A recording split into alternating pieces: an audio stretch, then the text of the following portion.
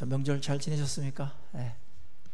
저는 고향이 철원이라 1년에 한 번 정도 추석 때 그때 철원 고향을 갑니다.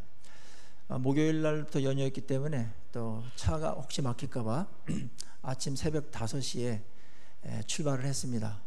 그래서 하나도 안 막혀서 옛날에 그냥 평일에 갔던 것보다 더 빨리 도착을 해서 시간이 많았습니다. 그래서 그쪽에 좀 돌아볼 때가 있는데, 대한수도원이라고 한국에서 가장 오래된 최초의 기도원입니다. 한탄강 기슭에 이렇게 자리 잡고 있는 너무나 경관이 아름답고, 그다음에 거기서 국가가 어려울 때라든지 개인적인 어떤 어려움과 이런 걸 당할 때 많은 사람들이 와서 기도하는 곳으로 유명합니다. 1959년에 세워져 있습니다.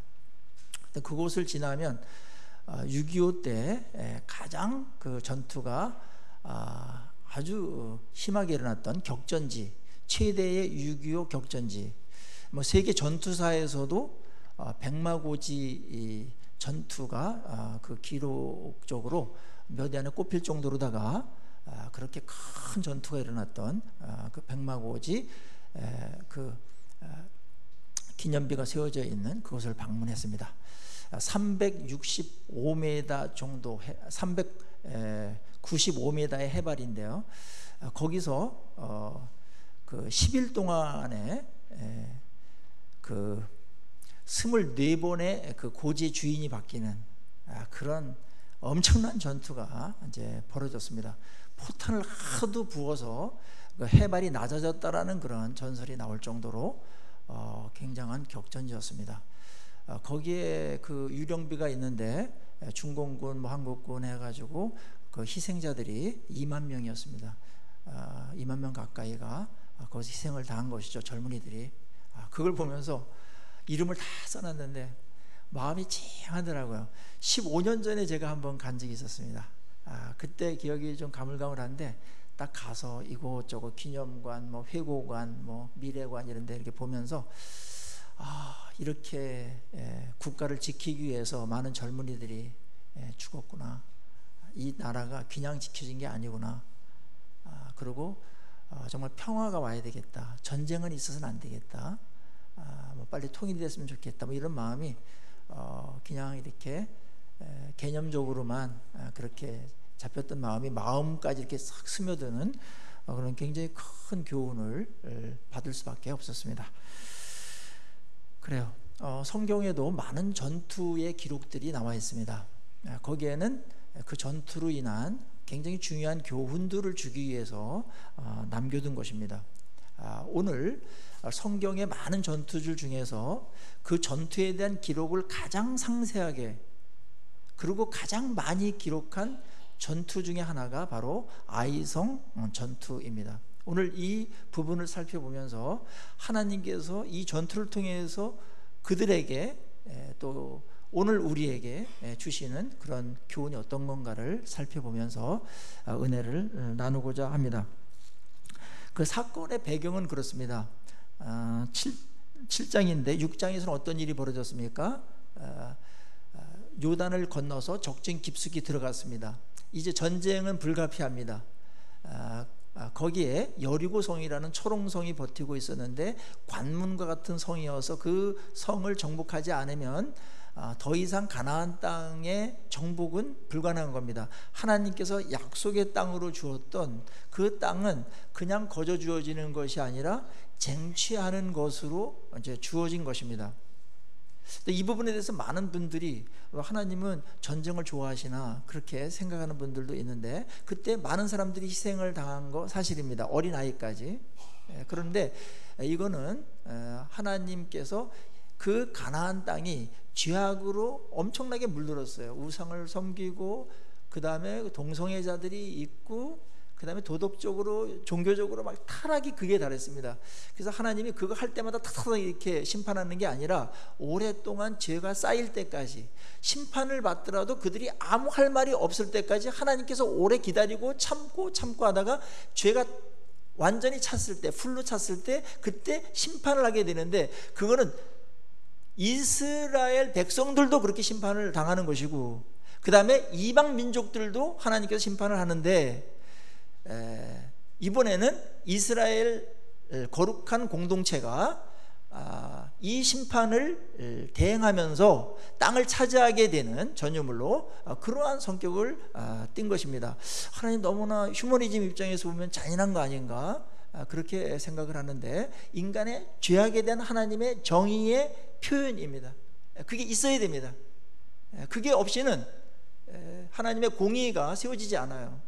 사랑도 하시지만 공의도 있으신 하나님이라는 것을 심판을 통해서 하나님이 하고, 그것은 어떤 민족적인 어떠한 편애 때문에 그런 게 아니라는 거. 이스라엘 백성들도 바벨론한테 엄청나게 당합니다. 아수르한테도 당하고 블레셋에서도 엄청나게 당했습니다. 그게 뭐냐면, 죄를 졌을 때 이스라엘 백성들은 사실은 더 사랑했기 때문에 더 많이 거룩하게 하시려고 더 많은 어려움을 겪고 역사적으로 전쟁이 끊이지 않았습니다.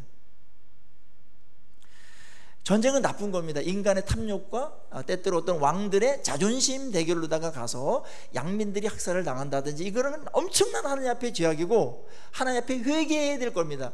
하나님 왜 이 전쟁이 일어나게끔 내버려뒀습니까? 하나님 어디 계십니까? 이렇게 하는 사람들이 전장에서 있습니다. 그때 어떤 아주 지혜로운 노인이, 이것은 우리가 하나님께 원망해야 될 일이 아니라 우리가 하나님께 책임을 져야 될 일이고 하나님께 너무나 송구하게 생각하는 회개해야 될 일이다. 인간의 탐욕 때문에 전쟁도 벌어지니까요. 오늘 아이성 전투는 거룩한 나라를 회복하기 위한, 이스라엘 측면에서는 그러한 약속의 땅을 차지하기 위한 싸움이었고, 그것은 겸해서 그 땅이 너무나 썩어 문드러졌기 때문에 이 지구상에 남겨두면 안 되기 때문에 하나님께서 공의로운 심판을 하는 싸움이었습니다. 그래서 거기에 있는 전유물들은 하나도 남김없이 소멸하도록 그렇게 했습니다. 그런데 이스라엘 백성들이 이 가나안 땅에 들어와서 여리고성 같은 아주 큰 성, 가장 강력한 성을 너무나 쉽게 하나님의 능력으로, 은혜로 그걸 함락시켰습니다. 자, 많은 두려움이 있었고 가장 큰 성을 함락시켰다면 거기에 굉장한 기쁨이 있겠죠. 승리의 즐거움이 있었을 것입니다. 아마 인간이 기뻐하는 게 여러 가지가 있겠으나 전쟁에서 승리하는 것만큼 기쁨과 환호성을 지를 일이 있겠습니까? 그거는 굉장한 축복임에 틀림이 없습니다. 백마고지 전투에서 최종적으로 우리나라가 이겼기 때문에 그 38 이북에서 한참 들어가요. 거기서 보니까 휴전선이 보이고 거기에 북한 산들이 다 보이더라고요. 그래서 거기에 수복지역이 돼서 철원평야가 한국에 들어온 겁니다. 승리한 거죠. 그 철원평야를 빼앗기고 김일성이가 사흘을 굶었다라는 그런 얘기가 있어요. 사실인지는 모르겠어요. 승리했을 때 그걸 이제 많은 어려움들이 있었으나 교훈들도 주고 그 다음에 그거를 기쁨으로 그렇게 누리게 되죠. 후손들도. 여리고 성은 그런 면에서 무너뜨리고 그것을 재건하지 말라고 그랬어요. 재건하는 날에는 하나님의 재앙이 마다들에게 있게 될 것이다. 그래서 그거를 유적지로다가 여리고 전투 전승 기념관처럼 그렇게 보존했습니다. 하나님께서 이기게 하셨다. 그거를 오고 가는 모든 사람들에게 교육용으로 쓴 겁니다. 백마고지 전투 가보니까 그 추석 연인데도 불구하고 많은 사람들이, 그 어린아이들, 학생들, 젊은이들이 와가지고 거기에 이렇게 쭉 오면서 이제 숙연하게 그렇게 교육의 장이 되는 것을 보았고, 오토바이족들 있지 않습니까? 막 이렇게 떼져 갖고 다니는데 걔네들도 생각은 한국 국민인지 거기까지 와가지고 노동당사 지나서 이제 그쪽에 와서 거기서 또 그걸 보고 그러는 광경이 아름다웠습니다. 자, 두 번째 싸움에 접어들었을 때 그들의 마음은 어땠을까요? 큰 싸움에서 대승을 했기 때문에 너무 쉽게 그것도 굉장히 들떴을 것 같습니다. 그리고 승리감에 도취될 가능성이 있습니다. 인간은 뭔가 굉장히 절박할 때는 겸손해져서 하나님께 붙들고 교만하지 않아요. 왜냐하면 나를 아니까. 그래서 너무나 자기 자신에 대한 것을 과소평가할 때도 있고 그래서 움츠러들 때도 있어요. 위축될 때도 있어요. 그런데 그 싸움을 이겼어요. 하나님의 은혜로. 그거는 누가 뭐래도 하나님께서 개입하시고 하나님의 기적으로 이긴 거예요. 근데 승리가 우리 것이 됐을 때에는 또 시간이 지나면서 사람들의 마음에는 승리감이 도취되어지고, 이 싸움의 승리가 하나님이 도와주신 것도 맞지만 우리가 그래도 세니까 그렇게 이것을 이긴 거 아닌가라는 생각이 서서히 들게 되어 있습니다. 어떤 일이 잘 될 때, 큰 일을 이루었을 때, 그때 자만심이라는 병이 있어요. 예외 없이 인간에게 크게 작게 정도의 차이는 있으나 일이 계속 잘 될 때 이 자만심의 병을 극복하는 사람들이 생각보다 적습니다. 굉장히 어려운 싸움이에요. 어려울 때는 겸손하게 나가야지만 물론 어려울 때도 시험을 당할 수 있습니다. 왜 이래야만 되는가라는 질문을 하나님께 하면서, 그러나 잘 될 때는 그런 시험이 없나? 잘 될 땐 굉장히 큰 시험이 있습니다. 이 교만을 극복한 민족이 없었습니다. 오늘 패배 원인을 두 가지로 얘기합니다. 이 작은 성인데 이 성의 패배의 원인, 첫 번째는 자만심이었습니다. 교만이었습니다. 그래서 정탐꾼을 보냈어요. 그랬더니 거기 갔던 정탐꾼들이 굉장히 기고만장해가지고 뭐 이거 아주 작은 성이고 뭐 그거 뭐 그냥 세 발의 핍니다. 그냥 뭐 우리가 여리고성 이긴 우리가 아닙니까? 그냥 뭐 2-3천 명이나 뭐 보내면 막 쉽게 그냥 이깁니다. 이렇게 이제 뻥을 치면서 이제 보고를 했습니다. 자만심이 묻어나지요. 그리고 여기에 두 번째 싸움도 중요한 싸움인데 기도했다는 말이 하나도 안 나오고 하나님께 물었다는 얘기도 안 나오고 그런 것들이 다 생략됐어요. 그냥 이 여세를 몰아서 이 기세를 몰아서 그냥 하면 된다. 이게 벌써 교만기가 벌써 줄줄 흐르는 겁니다.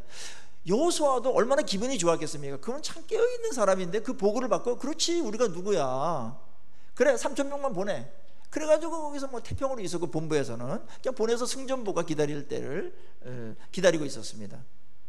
그런데 올라가서 싸움 붙자마자 이상한 일이 벌어졌어요. 이거는 분위기로 봐서는 이겨야 돼요. 그런데 싸우자마자 그 아이성이 조금 언덕이 있어서요, 거기서 막 밀려가지고 쫓김을 당해가지고 채석장이라고 이름 붙이는 그곳까지 그냥 그대로 밀려서 완전 쫓김을 당했습니다. 아무것도 사용할 수가 없었습니다. 이거 하나님이 함께 하시지 않으면 그들의 용기나 사기가 충천한 것 중에 하나, 그거 갖고 안 된다라는 걸 보여주는 것이죠. 그래서 밀려가지고 오는 도중에 그 싸움 중에 36명의 사상자가 났습니다. 이 36명의 사상자가 난 것은 사실은 전사자로 치면 그렇게 많은 사상자는 아닐 수 있어요, 전쟁에서. 그러나 그 패배의 영향이 이스라엘 백성들을 짓누르기 시작했습니다. 이스라엘 백성들이 간담이 다 녹았다고 그랬습니다. 이거는 옛날에 여리고성이나 이스라엘 백성들 아모리 족속에게 썼던 용어랑 똑같은 겁니다. 그냥 완전히 두렵고 마음이 낙심이 되고 절망이 돼가지고 싸울 기력조차 없게 된 겁니다. 이스라엘 백성들이 앞으로 싸워야 될 성이 30개 성이 넘습니다. 이 성을 하나씩 정복해 들어가야 되는데 첫 단추는 잘 꼈습니다. 하나님께 묻고 시키는 대로 하고 순종하고, 그냥 말도 안 되는 어떤 하나님의 어떤 이해할 수 없는 그거를 순종하면서 6바퀴 하루씩 돌고 마지막에 7바퀴 돌고 고함 지르고 이러면서 이제 이긴 겁니다. 그런데 만만하게 모았던 두 번째 성이 호락호락하지 않냐고 오히려 패배로 가져왔으니 앞으로 갈 길이 너무나 먼데 이스라엘 백성들은 당연히 이런 생각하지 않겠습니까? 우리 큰일 났다, 이제 돌아갈 길도 없다, 요단강이 막혀가지고 배수진을 친 거 아닙니까? 돌아갈 길도 없다, 우리 이제 몰살 당하는 거 아닌가, 이런 두려움이 그들의 마음을 막 짓눌렀습니다. 사람들은 이 전쟁에서 이길 때는 그냥 다 이길 것 같고 승승장구할 것 같지만 한 번이라도 패하면 또 그게 또 계속 패할 것 같은 마음이 들어서 두려움에 떨게 되어 있죠. 이스라엘 백성들은 또 전력적으로 그렇게 센 팀이나 강한 팀이 아니었기 때문에 더 이런 두려움은 더 컸다고 볼 수가 있습니다. 어떻게 하면 좋겠는가? 이런 부분이 이제 생기는 겁니다. 또 하나는 하나님께서 이 전쟁의 원인, 패배 원인 중에 하나는 뭐냐면, 아간이라고 하는 사람이 여리고 성을 함락할 때 분명히 이스라엘 백성들에게 하나님께서 말씀하신 말씀이 있었는데 그 말씀을 어겼어요. 그 말씀은 이거였습니다. 그 이제 6장 뭐 11절, 12절, 13절 이렇게 쭉 나오지만, 너희들 그 여리고성을 함락시켰을 때 거기에 많은 너희들이 광야에서 보지 못했던 많은 귀중품들이 있을 것이다. 옷가지도 있고 은금도 있을 것이다. 그런데 그거는 하나님께서 심판하려고 더러운 땅에 있는 것들을 다 소멸하고 깨끗한 거룩한 땅으로 만들려는 작업이기 때문에 그거는 다 소각하거나 그래야 된다.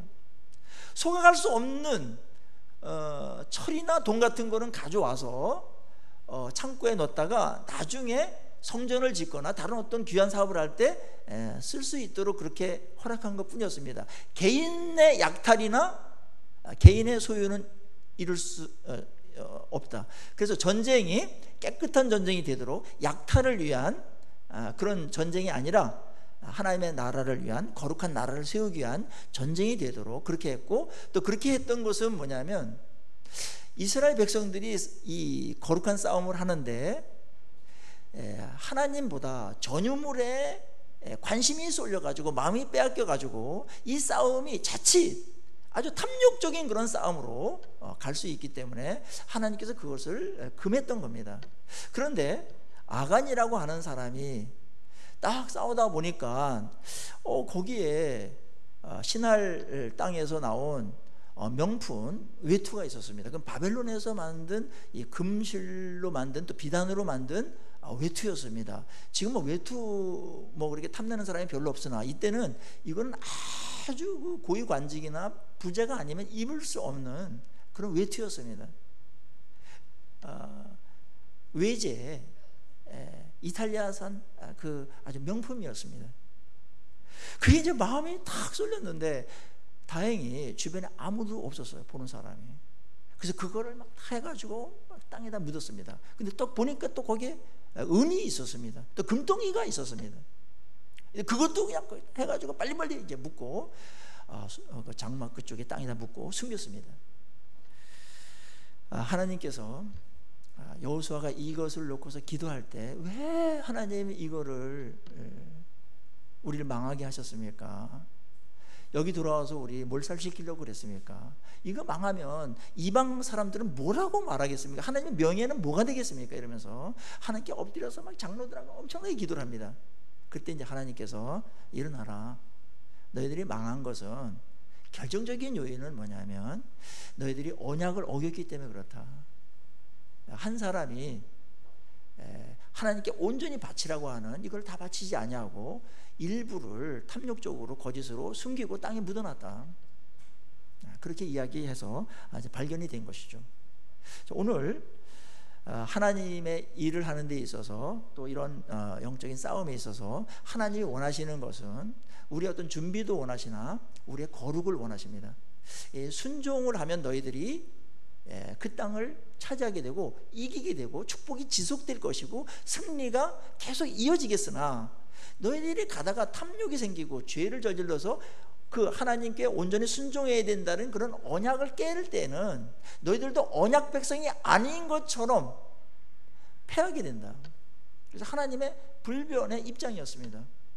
오늘 우리 교회가 바로 언약 공동체죠. 교회가 거룩해야 될 이유가 여기에 또 있습니다. 교회는 거룩해지지 않으면 아무 쓸짝이 없습니다. 오늘날 세상 사람들이 교회에 대해서 여러 가지 얘기를 하는 것은 한 가지를 얘기하는 겁니다. 왜 거룩하지 않냐 이겁니다.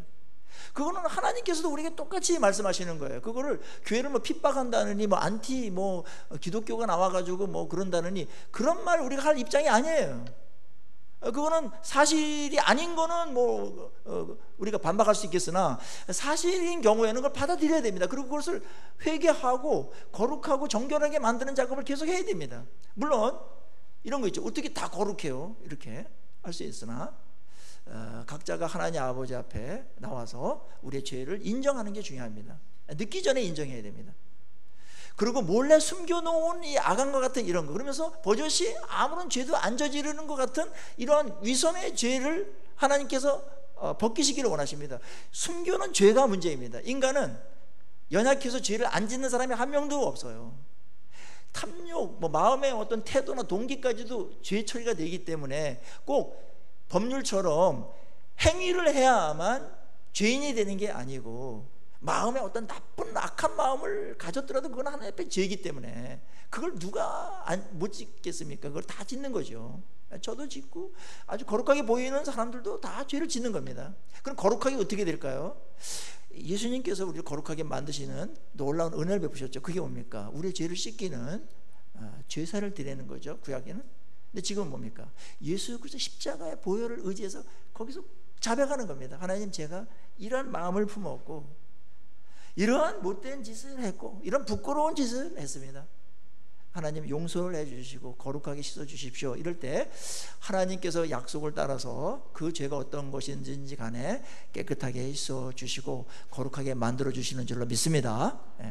이런 사람들은 일반적으로 하나님께서 귀하게 보세요. 물론 또 거룩의 열매, 회개의 열매를 맺는 부분이 있어야 됩니다. 말로만 그렇게 하는 것 같고 되지 않습니다. 그런데 문제는 뭐냐면 굉장히 공동체에게 심각한 죄를, 반역의 죄를 저지르고 그것을 안 저지른 것처럼 회개도 안 하고 인정도 안 하고 위선을 떨면서 살아가는 겁니다. 이거는 공동체에게 굉장한 어려움을 갖다 주는 것이죠. 그래서 오늘 본문은 이런 겁니다. 한 개인의 죄가 한 개인으로 끝나지 않는 죄가 있다. 기독교인들은 예수님하고 같이 공동체가 되고 어떤 교회의 공동체가 됐기 때문에 나는 개인적으로 뭘 잘못을 해서 개인적으로 처리해야 될 일이 있어요. 개인적으로 처벌도 받고 책임을 져야 될 일이 있고 개인적으로 잘했으면 또 축복받고 보상받는 것도 있습니다. 그러나 우리가 이제 교회의 멤버들이 되고 가족이 되고 하나님의 백성이 되고 또 어느 육체적으로도 혈육적으로도 어느 가정에 가족이 되지 않습니까? 그럼 우리의 이 죄악은 개인으로 끝나지 않습니다. 그거는 연대 책임을 묻게 되어 있습니다. 그래서 오늘 1절에 보면은 이렇게 되어 있어요. 아간을 소개하는데 아간이 범죄했으니 이는 그가 유다 지파예요. 증손, 그러니까 증조 할아버지부터 다 언급이 됩니다. 누구의 자식이다까지 나옵니다. 이걸 왜 이렇게 말했겠습니까? 이 사람이 누군가를 분명히 밝히기 위해서도 말하지만 그 가족 공동체가 함께 죄를 진 것처럼 수치를 당하는 것이죠. 저는 한 개인이 연약해서 넘어질 때가 있고 또 회개할 수 있고 이런 것들은 하나님께서 우리를 귀하게 보시고 오래 참으시고 그때 처벌하거나 그러지 않습니다. 그건 참 오래 참습니다. 인간이 다 그러니까.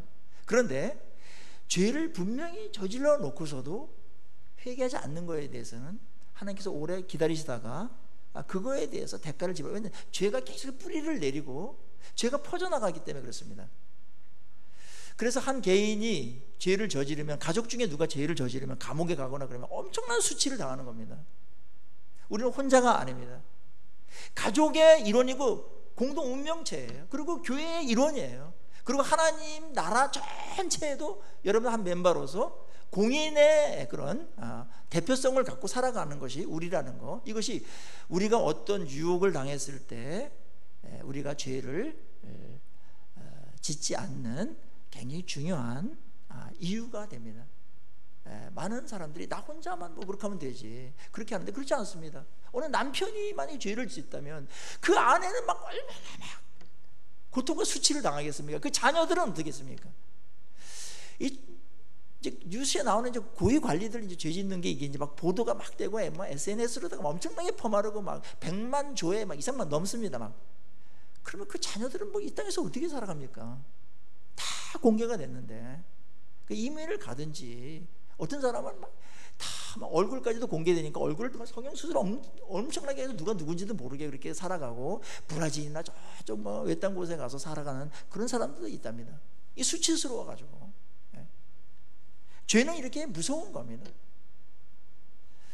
오늘날에 이제 한국 교회에 뭐 이런 하도 많으니까 이런 죄 저런 죄들이 있을 수 있습니다. 더 잘하는 사람들이 엄청나게 많지만, 근데 그것이 세상 사람들이나 또 교회 믿는 사람들에게 상처가 돼가지고 저러려면 나는 안 다니겠다, 이런 사람들이 또 생기게 되는 겁니다. 개인의 죄지만 그렇게 영향을 심각하게 이제 끼치고 있는 것이죠.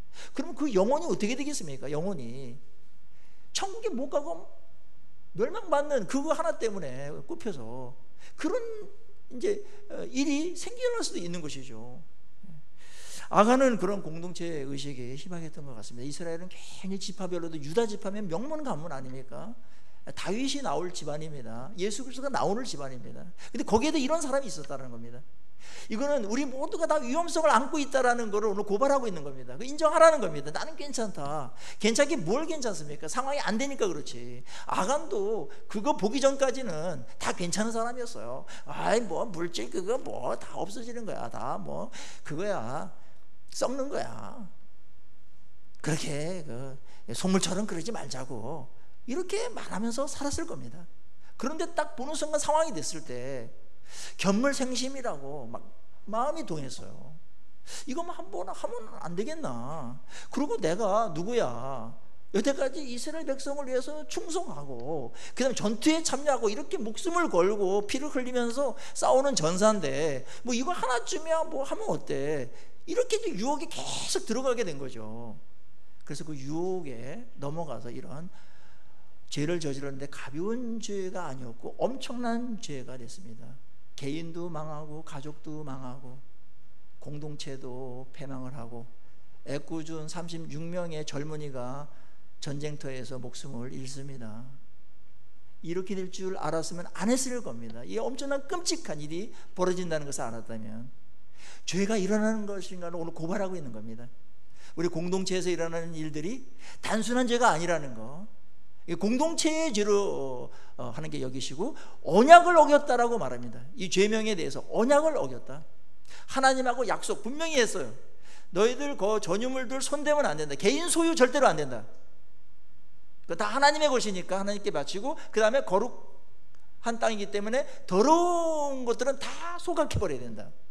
근데 그거 외투 이거 아깝지 않습니까? 이거 해가지고 이거 뭐 태우기가 너무나 아까우니까 막 이렇게 해가지고 여러 가지 뭐 또 뭐 하나님께 반론할 것들이 있죠.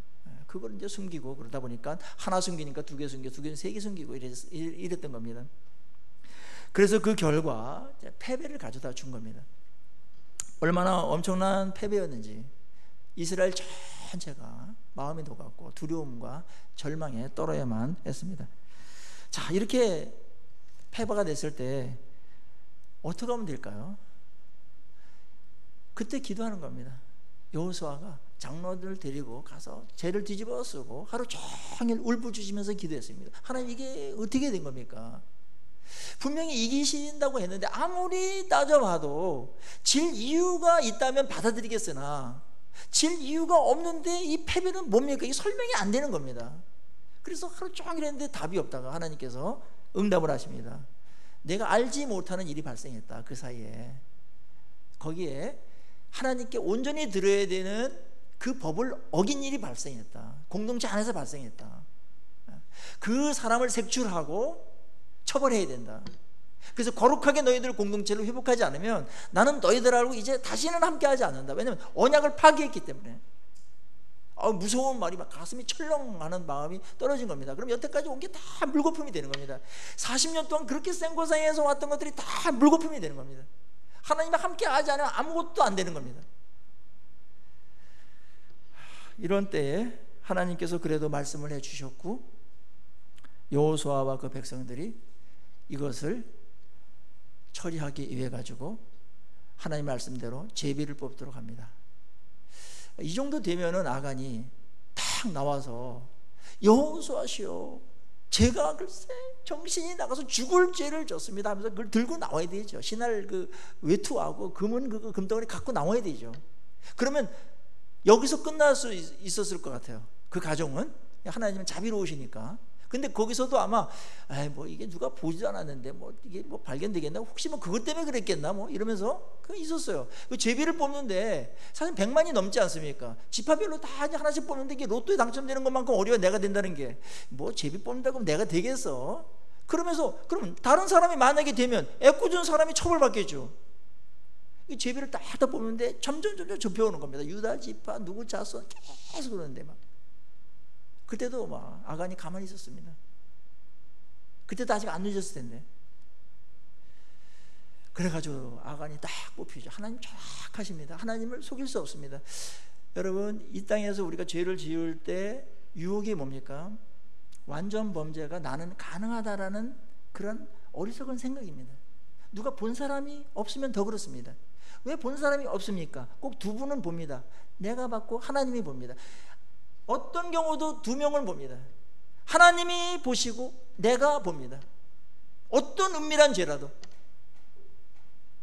이미 그건 완전 범죄가 될 수 없는 겁니다. 어떻게 하나님을 속일 생각을 합니까?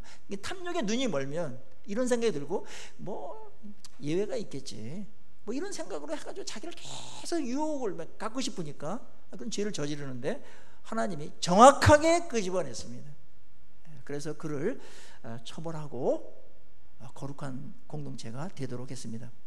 하나님께서 이렇게 그 백성들이 결정적인 죄를 회개하고 처리하자 8장서부터는 아이성 싸움에서 하나님이 적극적으로 개입하셔서 그 성을 함락하게 하십니다.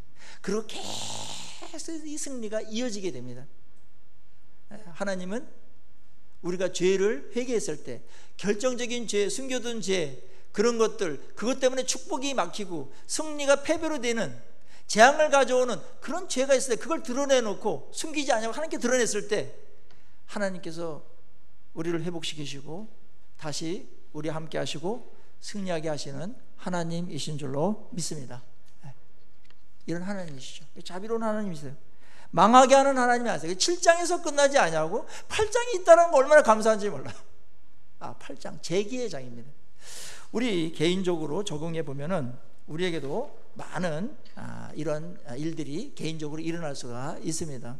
하나님께 어떤 일을 했을 때, 또 어떤 일이 안 되고 어떤 굉장히 힘들어할 때, 그게 어떤 훈련이고 하나님 사랑해서 그런 환경을 줄 때도 있지만 어떤 때는 또 죄, 숨겨놓은 죄 때문에, 해결해야 될 죄 때문에 맡길 때도 있으니까 둘러보시고 아간처럼 숨겨놓은 죄는 없는가 자기 성찰하는 그런 기회가 되시기를 바라고, 특별히 또 자만심의 죄, 교만의 죄는 하나님께 언제나 큰 거니까 일이 잘 될 때, 잘 나갈 때, 승승장구할 때, 축복이 넘칠 때, 이때 여러분 더 깨어서 조심하셔야 됩니다. 하나님 의지하는 마음이 벌써 없어져 버렸어요. 첫 성을 이겼는데 벌써 그게 느슨해졌어. 하나님 신뢰의식이. 그게 인간이에요. 이 겹쳐가지고 이제 이런 패배를 가져다 줬던 것이죠. 하나님께서 여러분들 은혜를 베푸실 것입니다. 또 사용하실 것입니다. 어떤 일을 이루게 하시고 또 승리하게 하시고 어떤 업적도 내고 어떤 좋은 결과물도 나오게 할 겁니다. 축복도 흐르게 할 겁니다. 그럴 때 꼭 기억하십시오. 그것이 내 덕이 아니라는 사실을, 하나님의 은혜라는 사실을, 하나님께서 공급해 줬기 때문에 그런 일이 벌어졌다는 사실을 기억하셔야 됩니다. 이게 팩트입니다. 이게 진실입니다. 그래서 하나님께 감사함으로 나가고 잘 될 때 더 많이 기도하시고 더 많이 무릎을 꿇지 않으면 다 교만기가 들어가게 돼 있어요. 인간이에요. 이거 이기는 사람 없습니다. 저도 늘 조심하는 것 중에 하나가 뭐냐면 어려울 때는 자동으로 겸손해져요. 그런데 좀 뭔가 잘 될 때, 또 뭐랄까 승리하고 뭔가 잘 된 그 바로 직후서부터 엄청난 유혹들이 다가와요. 지가 잘나서 그런 것처럼. 그때마다 이거 굉장히 위험한 거라는 걸 알아야 됩니다. 함정에 빠져들고 있는 겁니다. 그래서 말도 막 이상하게 나오고 막, 예? 그리고 어떤 행동을 할 때도 좀 이상하게 나오고 좀 검한 기가 나오고 막 이런 게 인간이에요. 이거로부터 누가 자유롭겠습니까? 이거 어디서부터 주어졌는지 알아야 돼요. 어떤 나를 사용하셨을 때 내가 나를 통해서 하신 일을 보지 마시고 언제나 그 앞에서 내가 하나님 앞에 누구인가, 내가 누구인가를 보셔야 돼요. 그러지 않으면 다 무너집니다. 그리고 일용밖에 되지 않습니다. 한 번 승리하고 그 다음부터 패배 나락으로 떨어질 수가 있습니다. 그런 사람들이 얼마나 많은지 모릅니다. 최근에도 제가 좋아하고, 야, 이분은 참 한국교회에 참 귀한 일을 많이 한다, 참 균형 잡히고 성숙돼 있다, 이런 분이 있었어요. 이름은 되지 않겠습니다. 그래서 뭐 단체도 많이 만들고 리더가 내가 대표가 돼가지고 많은 한국교회를 개혁하고 이러는데, 굉장히 아주 희망들을 많이 걷고 거기에 또 멤버들도 아주 굉장히 많이 있었습니다. 근데 이분이 죄를 저지른 거를, 음란한 죄를 저지른 거를 몇 년 동안 숨긴 겁니다. 그게 이제 발견된 겁니다. 근데 이분은 그래서 정직해서 안 했다 딱 잡아뜨지 않고 내가 그랬습니다, 그러면서 한 고백이 있어요. 그분의 고백, 그 처절함 속에서 저는 제가 말한 대로 사는데 정직하지 못해서 이런 결과를 가져왔습니다. 저를 용서해달라는 말조차 저는 차마 할 수 없습니다. 너무나 엄청난 실망과 상처를 안겨줬기 때문에 저는 자숙의 기간을 갖고 당분간 모든 걸 다 내려놓고 회개의 삶을 살도록 그렇게 하겠습니다. 그렇게 해서 그 처리는 잘한 거예요. 그러나 늦었어요. 인간은 그럴 수 있습니다. 그게 인간입니다. 하나님 아십니다. 그래서 매일매일 하나님께 나오는 일이 얼마나 중요한지 모릅니다. 주변에 그 사람들 신뢰했던 많은 사람들, 그 사람을 위해서 엄청난 헌금을 했던 사람들, 지지하고 기대했던 사람들한테 하루아침에 엄청난 상처를 안겨줬습니다. 저도 막 그 얘기를 듣고서 막 며칠 막 밥맛이 없는 게, 그러면서 손봉호 이제 장로님이 그런 말을 하셨어요. 이거는 나에 대한 경고이기도 하다, 그런 이제 그 취지의 글을 썼습니다. 나에 대한 경고이기도 하다. 너무나 안타깝고 슬프고 분노도 하지만 이거는 우리 모두에 대한 경고다, 그런 얘기도 같이 했습니다. 공감하죠? 자, 아간의 범죄는 우리 모두가 잠재되어 있는 죄에 대한 경각심을 일깨우는 메시지입니다. 그것이 얼마나 저질러졌을 때 큰 파장이 오는지도 오늘 우리에게 가르쳐 주고 있습니다. 그러나 하나님께서 그 죄를 처리하고 개인이 늦기 전에 또 그것을 회개하고 처리했을 때 하나님의 막혔던 축복도 흐르고, 함께 하지 않으셨던, 떠나셨던 하나님도 함께 하셔서 승리가 지속되게 하시고 축복도 지속되게 하시고 하나님께 쓰임받는 것도 지속되게 하시는 하나님이시라는 것 꼭 기억하시고, 우리의 삶의 여정에 많은 유혹이 있고 특별한 상황이 생겼을 때 하나님 기억하시고 공동체 기억하시고 이 죄의 무서움이 어떤 것인가를 자각하셔서 그런 상황에서 빨리 벗어나시고 넘어가지 않고 끝까지 거룩한 삶을 살아가시고 승리하시는 여러분 되시기를 바랍니다. 행여 우리가 또 어떻게 넘어질 때가 있죠. 애썼는데 넘어질 때가 있죠. 그럴 때는 오래 숨기지 마시고 빨리 하나님께 나와서 자복하고 회개함으로 그 죄가 싹이 나고 열매가 맺고 뿌리가 내리도록 하지 마시고 빨리빨리 기민하게 처리해 나가시는 여러분이 되셔서 매일매일 하루 단위로 거룩함을 유지해 가시는 진정한 승리자가 되기를 주의 이름으로 축복합니다. 우리 기도하시겠습니다.